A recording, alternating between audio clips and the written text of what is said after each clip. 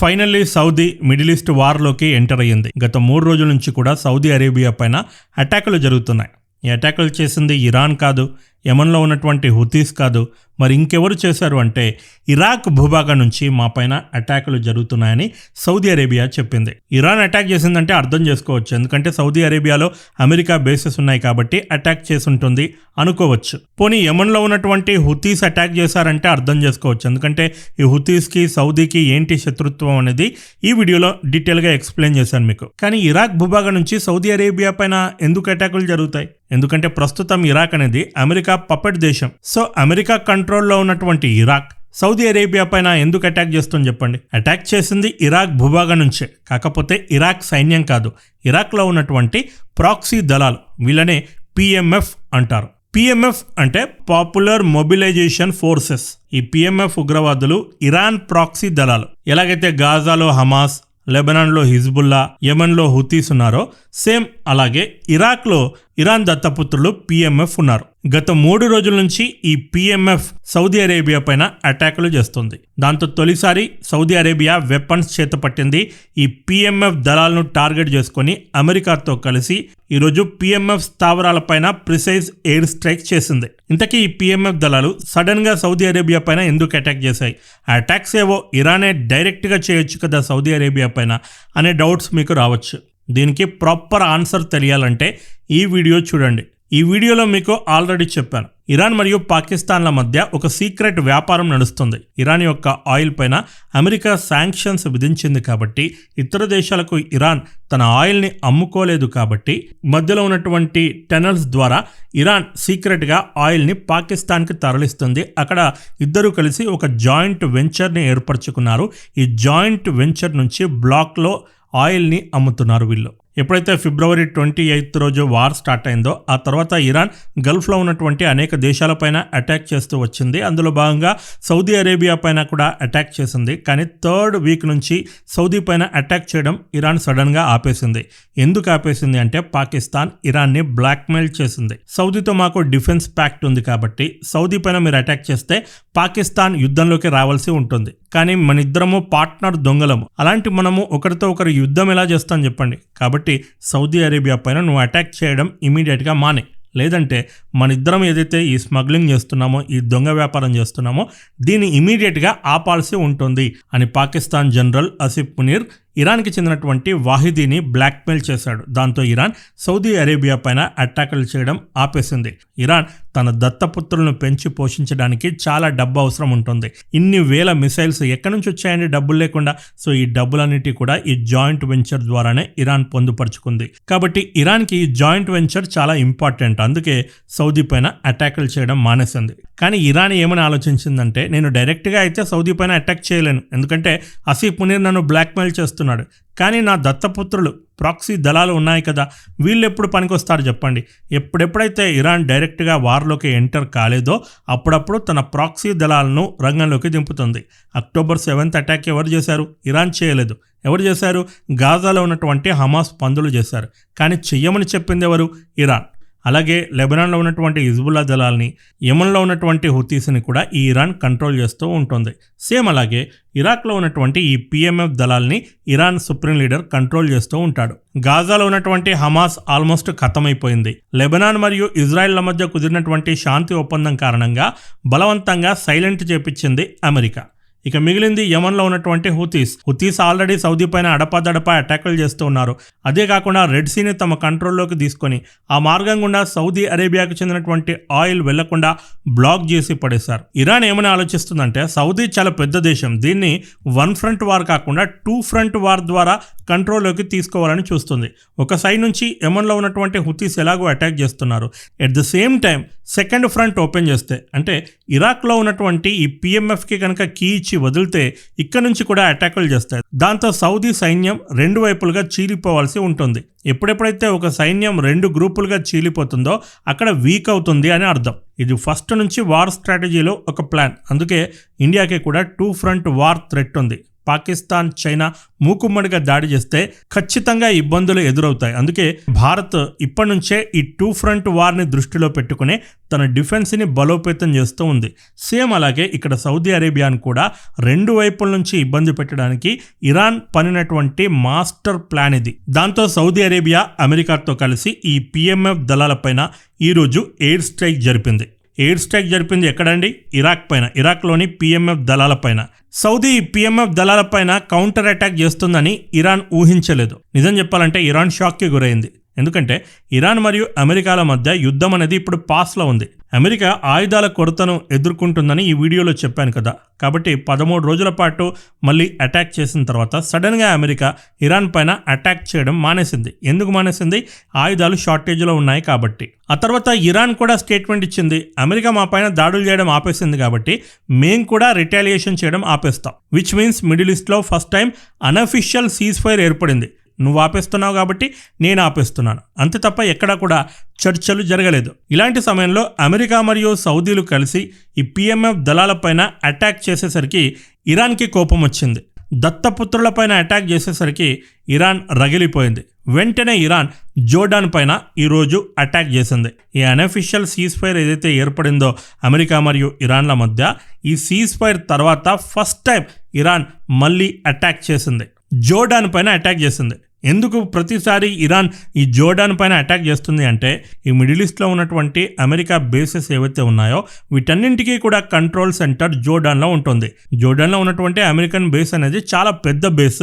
Middle ఈస్ట్లో ఇతర దేశాల్లో ఉన్నటువంటి బేసెస్ అన్నింటినీ కూడా ఈ జోర్డాన్ నుంచే అమెరికా కంట్రోల్ చేస్తుంది. అందుకే ఇరాన్ ఫస్ట్ ఈ జోర్డాన్నే టార్గెట్ చేస్తుంది. కొడితే కుంభస్థలాన్ని కొట్టాలి అంటారు కదండి, అలాగే ఇరాన్ ఈ జోర్డాన్నే ప్రతిసారి టార్గెట్ చేసుకుంటుంది. ఎందుకంటే అది అమెరికాకు చెందినటువంటి అతిపెద్ద బేస్ కాబట్టి. ఇరాన్ ఈ దాడి ద్వారా చెప్పకనే చెప్పింది, PMF అనేది ఇరాన్ యొక్క ప్రాక్సీ దళాలని ప్రపంచం మొత్తానికి తెలుసు. ఈరోజు ఇరాన్ జోర్డాన్ పైన ఏదైతే రిటాలియేషన్ స్ట్రైక్ జరిపిందో దీని ద్వారా ప్రపంచానికి మరొకసారి చెప్పింది, వీళ్ళు నా దత్తపుత్రులే అని. PMF అంటే ఏదో చటాక్ 20-30 మంది టెర్రరిస్టులు అనుకునేరు. PMFలో ఆల్మోస్ట్ 2 నుంచి 3 లక్షల సైనికులు ఉన్నారు. అదేంటి ప్రశాంత్, టెర్రరిస్టులను పట్టుకునే సైనికులు అంటున్నావు అని మీరు నన్ను అడగొచ్చు. సైనికులు అని ఎందుకు అంటున్నానంటే, ఈ PMF అనేది ఇరాక్ ఆర్మీలో ఒక సబ్ గ్రూప్. మన భారతదేశ ఆర్మీలో కూడా ఉంటాయి, నేపాల్ రెజిమెంట్ అని, పంజాబ్ రెజిమెంట్ అని, ఇలా కొన్ని ప్రత్యేకమైన దళాలు ఉంటాయి. సేమ్ అలాగే ఇరాక్ ఆర్మీలో కూడా ఈ PMF అనేది ఉంది. కాకపోతే మన దేశంలో ఉన్నటువంటి అన్ని దళాలు కూడా భారతదేశం తరపున పోరాడుతాయి. భారత్ని కంటికి రెప్పలా కాపాడంలో అన్ని దళాలు కూడా మూకుమ్మడిగా పనిచేస్తూ ఉంటాయి. కానీ ఈ ఇరాక్లో ఉన్నటువంటి PMF దళాల రూటే సపరేట్. వీళ్ళు ఉండేది ఇరాక్ ఆర్మీలో. ఇరాక్ ప్రభుత్వం వీళ్ళకి శాలరీస్ ఇస్తుంది, ఉండడానికి కూడు గుడ్డ అన్ని వసతులు కల్పిస్తుంది. కానీ వీళ్ళు ఎవరు ఆర్డర్ తీసుకొని పనిచేస్తారు? ఇరాన్ సుప్రీం లీడర్ ఆర్డర్ తీసుకొని పనిచేస్తారు. వినడానికి విడ్డూరంగా ఉంది కదూ. మరి ఈ విషయం ఇరాక్కి తెలియదా ప్రశాంత్ అంటే, ఎందుకు తెలియదండి? ఇరాక్కి తెలుసు, వీళ్ళంతా కూడా ఇరాన్ ఏం చెప్తే అదే చేస్తారని. మరి అయినా సరే ఇరాక్ గవర్నమెంట్ ఎందుకు వీళ్ళని ఆర్మీలో చేర్చుకుంది, ఎందుకు వీళ్ళకి శాలరీ ఇస్తుంది అని మీరు నన్ను అడగొచ్చు. ఇది తెలియాలంటే మనం ఒక దశాబ్ద కాలం పాటు, అంటే ఒక 10 సంవత్సరాలు వెనక్కి వెళ్లాల్సి ఉంటుంది. 2014లో ఏం జరిగిందో తెలియాలి అంటే అంతకు ముందు గల్ఫ్ వార్లోకి వెళ్లాల్సి ఉంటుంది. మిడిల్ ఈస్ట్లో ఇరాన్ మరియు ఇరాక్ ఈ రెండు కూడా శక్తివంతమైన దేశాలు.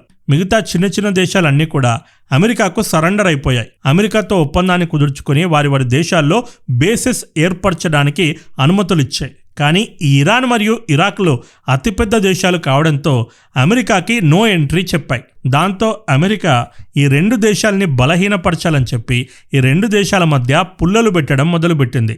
ఫలితంగా ఇరాన్ ఇరాక్లు కుక్కల్లా కొట్లాడుకున్నాయి. అమెరికా ఇరాన్ని బలహీనపరచడానికి ఇరాక్లో ఉన్నటువంటి సద్దాం హుసేన్తో చేతులు కలిపింది. ఈ సద్దాం హుసేన్ అమెరికా చెప్పినట్టుగా ఆడుతూ ఇరాన్ పైన యుద్ధాన్ని ప్రకటించాడు. చివరికి అదే అమెరికా చేతుల్లో సద్దాం హుసేన్ మరణించాడు. ఇరాక్లో మారణాయుధాలున్నాయి, కెమికల్ వెపన్స్ ఉన్నాయని చెప్పి అమెరికా ఇరాక్ పైన అటాక్ చేసింది. ఇరాక్ని యుద్ధంలో ఓడించి ఇరాక్ అధ్యక్షుడు సద్దాం హుసేన్ని ప్రాణాలతో పట్టుకుంది. సద్దాం హుసేన్కి ఉరిశిక్ష విధించి చంపేసింది. ఇక ఆ తర్వాత నుంచి ఇరాక్ అనేది అమెరికా పప్పెట్ దేశంగా ఉంటూ ఉంది. సద్దాం హుసేన్ తర్వాత ఇరాక్ సైన్యం అనేది బలహీన పడిపోయింది. ఎక్కడెక్కడైతే బలహీనమైన సైన్యం ఉంటుందో అక్కడక్కడ కొత్త కొత్త టెర్రరిస్ట్ గ్రూపులు పుట్టుకొచ్చాయి. అలా పుట్టుకొచ్చిన గ్రూపే ఐసిస్. చిన్నగా ఏర్పడినటువంటి ఈ టెర్రరిస్ట్ గ్రూపు అంతకంతకు విస్తరించుకుంటూ పోతూ దేశాలే ఆక్రమించుకునే స్థాయికి ఎదిగింది. అప్పటికే ఇరాక్లో ఉన్నటువంటి ప్రధాన ప్రాంతాలైన మోసుల్, తిక్రిత్ లాంటి పెద్ద పెద్ద నగరాల్ని ఐసిస్ ఆక్రమించుకుంది. ఇక ఐసిస్ నెక్స్ట్ టార్గెట్ ఇరాక్ రాజధాని బాగ్దాద్ని గనక ఆక్రమించుకుని ఉండినట్లయితే, ఎలాగైతే ఆఫ్ఘనిస్తాన్లో తాలిబాన్లు అధికారంలోకి వచ్చారో అలా ఇరాక్లో ఈ ఐసిస్ అనేది అధికారాన్ని ఫామ్ చేసేది. ఇరాక్ అనేది శాశ్వతంగా ఒక టెర్రరిస్ట్ నేషన్గా మారిపోయేది. మరి ఐసిస్ అంతలా విస్తరించుతుంటే ఇరాక్లో ఉన్నటువంటి సైన్యం ఏం చేస్తుంది ప్రశాంత్ అని మీరు నన్ను అడగొచ్చు. ఇరాక్లో ఉన్నటువంటి సైన్యం చాలా బలహీనమైన సైన్యం. వాళ్ళకు ఒక ప్రాపర్ ట్రైనింగ్ లేదు, దేశం పైన దేశభక్తి లేదు. అమెరికా వేసేటువంటి కాసులకు కకృతి పడి ఎవరిని పడితే వాళ్ళని సైన్యంలోకి చేర్చుకుంది. వాళ్ళకి సరిగా ఫైట్ చేయడం కూడా రాదు. ఎప్పుడైతే ఈ ఐసిస్ దళాలు ముందుకు కదలడం మొదలుపెట్టాయో సరిగా యుద్ధం కూడా చేయకుండా వీళ్ళు ఆయుధాలను కింద పడేయడం మొదలుపెట్టారు. సేమ్ ఆఫ్ఘనిస్తాన్లో తాలిబాన్లు వస్తున్నప్పుడు ఆఫ్ఘనిస్తాన్ సైన్యం ఎలాగైతే వెపన్స్ని కింద పడేసిందో అలా ఈ ఇరాక్ సైన్యం వెపన్స్ని కింద పడేయడం స్టార్ట్ చేసింది. అంటే రేపో మాపో బాగ్దాద్ని ఐసిస్ ఆక్రమించుకోవడం పక్కా. ఇది ప్రపంచానికి తెలిసిపోయింది. దీన్ని ఇరాక్లో ఉన్నటువంటి మత గురువులు జీర్ణించుకోలేకపోయారు. పోయి మన దేశాన్ని టెర్రరిస్టులకు అప్పచెప్తామా? ఇంత గొప్ప చరిత్ర ఉంది ఇరాక్కి, మతపరంగా గొప్ప గొప్ప నగరాలున్నాయి. అలాంటి ఇరాక్ని ఐసిస్కి అప్పచెప్తామా అని మత గురువులు ముందుకొచ్చి, ఇదేనా మన పౌరుషం? పెద్ద పెద్ద క్రుసేడ్లనే మనం అడ్డుకున్నాం, అలాంటిది ఈ చిన్న టెర్రరిస్ట్ గ్రూప్లను మనం అడ్డుకోలేమా? మనమందరము ఆయుధాలు చేతపడదాం, మనమందరము కూడా మన దేశాన్ని కాపాడుకోవడానికి ముందుకొచ్చి పోరాడదామని చెప్పి మత గురువులు పిలుపునిచ్చేసరికి, ముఖ్యంగా ఇరాక్లో ఉన్నటువంటి టాప్ మోస్ట్ షియా గురువు అలీ అల్ సిస్తానీ అంటారు ఇతని పేరు. ఇతడు ఈ పిలుపు ఇవ్వడంతో చుట్టుపక్కల నగరాల్లో ఉన్నటువంటి షియా ప్రజలందరూ కూడా ఆయుధాలు చేతపట్టారు. అందులో అప్పటికే కొంతమంది చిన్న చిన్న టెర్రరిస్ట్ గ్రూపుల్లో ఉన్నటువంటి దళాలు ఈ మత గురువు పిలుపుతో ఒక వేదిక మీదకి వచ్చేశారు. ఉదాహరణకి ఒక 100 చిన్న చిన్న గ్రూపులు ఉన్నాయనుకోండి, మత గురువు పిలుపునివ్వడంతో ఈ 100 గ్రూపులు కూడా ఏకమై ఒకే గ్రూపుగా మారాయి. అలా ఒక బలమైన శక్తిగా ఎదిగింది ఒక గ్రూపు. ఆ గ్రూప్ పేరే పిఎంఎఫ్. అందుకే దీన్ని పాపులర్ మొబిలైజేషన్ ఫోర్సెస్ అంటారు. మొబిలైజేషన్ అంటే కదిలి రావడం. అలా ఏర్పడినటువంటి పిఎంఎఫ్ దళాలు ఐసిస్ బలగాలతో వీరోచితంగా పోరాడారు. ఇరాక్ సైన్యం ఒకవైపు చేతకాని దద్దమ్మల్లాగా ఆయుధాలు కింద పడేసి పరుగులు పెడుతుంటే, షియా గురువు పిలుపుతో ఏర్పడినటువంటి ఈ పిఎంఎఫ్ దళాలు మాత్రం విజయమో వీరస్వర్గమో అన్నట్టుగా ప్రాణాలకు తెగించి ఐసిస్ బలగాలతో పోరాడారు. ఐసిస్ని చిత్తుగా ఓడించారు. ఇప్పటికీ కూడా మిడిల్ ఈస్ట్లో ఈ యుద్ధాన్ని కత్తలుగా చెప్పుకుంటారు. అమెరికా, ఇరాక్ లాంటి దేశాలే ఏమీ చేయలేని ఐసిస్ని ఈ పిఎంఎఫ్ దళాలు కూకటి వేలతో సహా పెకలించి వేశాయి. ఇప్పుడు మీకు ఒక డౌట్ రావచ్చు, ఇరాక్ సైన్యమే ఏమీ చేయలేకపోయింది, వాళ్ళ వెనుక ఉన్నటువంటి అమెరికన్ సైన్యం ఏమీ చేయలేకపోయింది, అలాంటిది ఈ పిఎంఎఫ్ దళాలు అంత వీరోచితంగా ఎలా పోరాడగలిగారు అని. వీళ్ళకి ట్రైనింగ్ అలా ఇచ్చారు. ఒక మిలిటరీ కమాండోకి ఎలా ట్రైనింగ్ ఇస్తారో అలాంటి ట్రైనింగ్ వీళ్ళకి ఇచ్చారు. ఎవరిచ్చారు? ఇరాన్ ఇచ్చింది. అదేంటి వీళ్ళు ఇరాన్లో పోరాడుతున్నారు కదా, ఇరాన్ ఎందుకు వీళ్ళకి వెపన్ సప్లై చేసింది, ఇరాన్ ఎందుకు వీళ్ళకు ట్రైనింగ్ ఇచ్చింది అనే డౌట్ మీకు రావచ్చు. ఇరాన్ ఏం చేసినా ఫ్రీగా చేయదు, తనకేదైనా బెనిఫిట్ ఉంటేనే చేస్తుంది. ఇరాన్కి ఇందులో 2 బెనిఫిట్లు ఉన్నాయి. ఒకటి short term, 2 long term. Short టర్మ్లో ఏంటి బెనిఫిట్ అంటే, ఐసిస్ గనక ఇరాక్ని పూర్తిగా ఆక్రమించుకుంటే దాని నెక్స్ట్ టార్గెట్ ఇరాన్. ఇరాక్ పక్కనే ఉంటుంది ఇరాన్. ఎలాగైతే తాలిబాన్లు ఆఫ్ఘనిస్తాన్ పైన ఆక్యుపై చేసుకున్నారో అక్కడితో వాళ్ళు ఆగట్లేదు, పాకిస్తాన్ పైన అటాకులు చేయడం మొదలుపెట్టారు. పాకిస్తాన్లో పలు టెర్రరిస్ట్ అటాకులు జరుగుతున్నాయి. వీటి వెనకాల ఖచ్చితంగా తాలిబాన్ల హస్తం ఉంది. ఎందుకంటే వీళ్ళకి శాంతి అనేది నచ్చదు. నిరంతరం వీళ్లకు ఎక్కడో ఒక దగ్గర గెలకాలి అనే ఒక కుతూహలం ఉంటుంది. మరి టెర్రరిస్టులకు పితామహుడైనటువంటి ఇరాన్కి ఈ మాత్రం తెలీదా చెప్పండి? కొన్ని లక్షల మంది టెర్రరిస్టులను పుట్టించిన ఇరాన్కి మిగతా టెర్రరిస్టులు ఏం చేస్తారో ఒక కంప్లీట్ నాలెడ్జ్ అయితే ఉంది.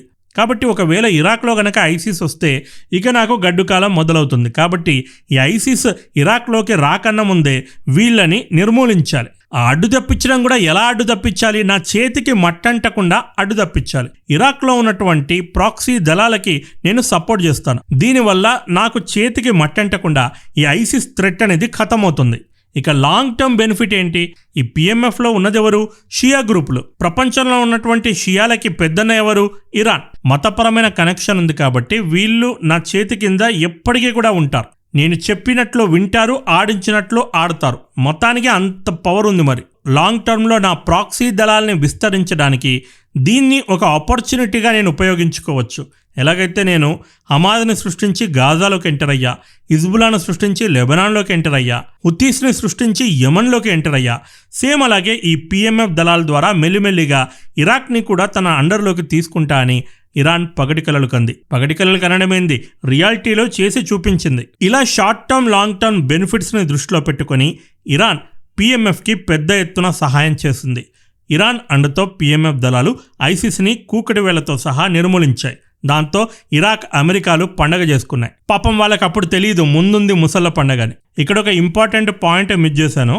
ఇరాక్లో ఉన్నటువంటి షియా మత గురువు ప్రజలకు పిలుపునివ్వడానికి మరొక ప్రధాన కారణం కూడా ఉంది. ఈ ఐసిస్ అనేది మెజారిటీ సున్నీ గ్రూపులతో ఏర్పడినటువంటి టెర్రరిస్ట్ గ్రూప్. ఇందులో మెజారిటీ సున్నీస్ ఉంటారు. ఈ సున్నీస్కి, షియాస్కి అసలు పడదు. ఈ ఐసిస్ షియాల పైన అక్రమాలు చేయడం మొదలుపెట్టింది, ఊచకోత కోయడం మొదలుపెట్టింది. ఒకవేళ ఇరాక్ గనక ఈ ఐసిస్ అండర్లోకి వస్తే ఇరాక్లో ఉన్నటువంటి షియాలందరినీ కూడా ఐసిస్ ఊచకోత కోసుండేది. కాబట్టి తమ అస్తిత్వము, ప్రాణాలు ప్రమాదంలో పడ్డాయి. కాబట్టి షియాలకి షియా గురువు పిలుపునిచ్చాడు, మన ప్రాణాలని కాపాడుకోవడానికి మనం ఆయుధాలు చేతపట్టాలి అని. మీకు ఒక డౌట్ రావచ్చు, కొత్తగా PMFని సృష్టించి వీళ్ళకు ఫండింగ్ చేసి ట్రైనింగ్ ఇచ్చి వాళ్ళను తన తరపున తిప్పుకొని ప్రాక్సీ దళాలుగా చేసుకొని ఇదంతా ప్రాసెస్ ఎందుకు? డైరెక్ట్గా ఐసిస్నే ఇరాన్ తన ప్రాక్సీ దళంగా చేసుకుంటే అయిపోదా ప్రశాంత్ అనే డౌట్ మీకు రావచ్చు. ఐసిస్ ఎన్నటికీ కూడా ఇరాన్ ప్రాక్సీ దళంగా ఉండదు. ఎందుకంటే ఐసిస్ అనేది సున్నీ గ్రూపులతో ఏర్పడినటువంటి టెర్రరిస్ట్ గ్రూపు. ఇరాన్ అనేది షియాలకు పెద్దన్న.